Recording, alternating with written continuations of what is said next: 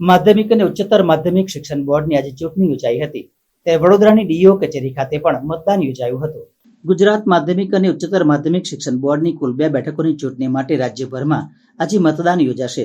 શિક્ષણ જગતમાં પ્રતિષ્ઠાનો જંગ ગણાતી ચૂંટણીમાં કુલ 9 બેઠકો પૈકી 6 બેઠકો બિનહરીફ જાહેર થઈ હતી અને 1 બેઠકની ચૂંટણી માટે તમામ ઉમેદવારોના પત્રકો ગેરમાન્ય સાબિત થયા હતા, જેથી વાલી મંડળની બેઠક પર ચૂંટણી શક્ય બની નથી, જેથી હવે ચાલુ વર્ષે માત્ર 2 બેઠકો પર મતદાન થવાનું છે।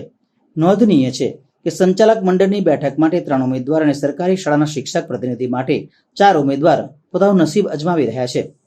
જોકે સૌથી રસપ્રદ જંગ સંચાલક મંડળની બેઠક માટે છે, કારણ કે છેલ્લા 5 ટર્મથી રાજકોટના પ્રિયવદન કોરાટ આ બેઠક પર ચૂંટાતા આવ્યા હતા, પરંતુ સંચાલક મંડળે પ્રિયવદન કોરાટની બળવો કર્યો હોવાથી સસ્પેન્ડ કર્યા છે।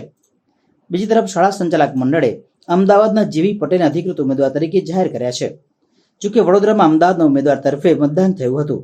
આ અંગે વધુ માહિતી આરસી પટેલે આપી હતી। ગુજરાત માધ્યમિક અને ઉચ્ચતર માધ્યમિક શિક્ષણ બોર્ડ દ્વારા સામાન્ય ચૂંટણી 2024નું આજે આયોજન કરવામાં આવેલું છે। આજની ચૂંટણી સવારે 8 વાગ્યાથી ચૂંટણી પ્રક્રિયા શરૂ થઈ છે, જે સાંજે 5 વાગ્યા સુધી ચાલવાની છે। વડોદરા જિલ્લામાં કુલ ઉમેદવાર 7 છે અને કુલ મતદારોની સંખ્યા 345 છે।